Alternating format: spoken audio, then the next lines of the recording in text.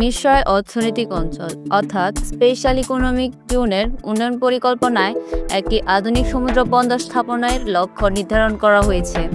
এই বন্দরটি নির্মিত হবে প্রায় ২৫ কিলোমিটার দীর্ঘ উপকূলীয় এলাকায়, যা চট্টগ্রাম বন্দর কর্তৃপক্ষের তত্ত্বাবধানে বাস্তবায়িত হবে।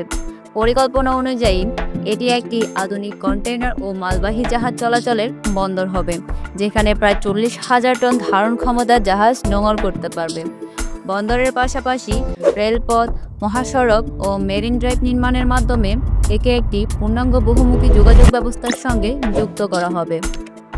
এই বন্দর শুধু শিল্পনগর এলাকারই নয়, বরং দেশের সমগ্র দক্ষিণ পূর্বাঞ্চলের বাণিজ্যিক কর্মকাণ্ডকে নতুন একটি মোড় দেবে। এতে করে পণ্য আমদানি রপ্তানির সময় ও খরচ কমবে এবং বাড়বে প্রতিযোগিতার সক্ষমতা।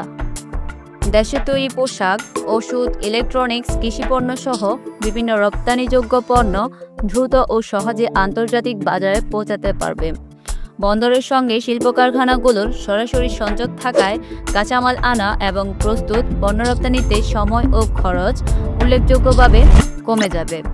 এছাড়া এই বন্দরের মাধ্যমে প্রতিবেশী দেশগুলোর সঙ্গে আঞ্চলিক বাণিজ্য বাড়ানোর আপার সম্ভাবনা রয়েছে। এটি একটি গেটওয়ে হতে পারে দক্ষিণ ও দক্ষিণ পূর্ব এশিয়ার মধ্যে বাণিজ্যিক সংযোগের জন্য। ফলে এটি শুধু একটি বন্দর নয়, বরং বাংলাদেশের অর্থনীতির ভবিষ্যতের একটি শক্তিশালী চালিকাশক্তিতে রূপ নিতে পারে।